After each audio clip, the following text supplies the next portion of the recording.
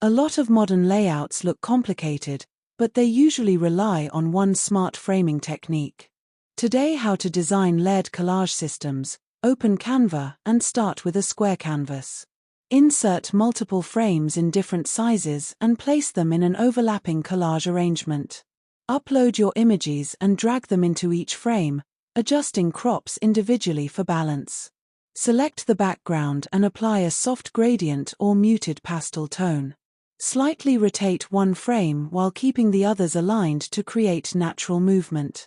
Add thin line accents with reduced opacity to visually connect the composition.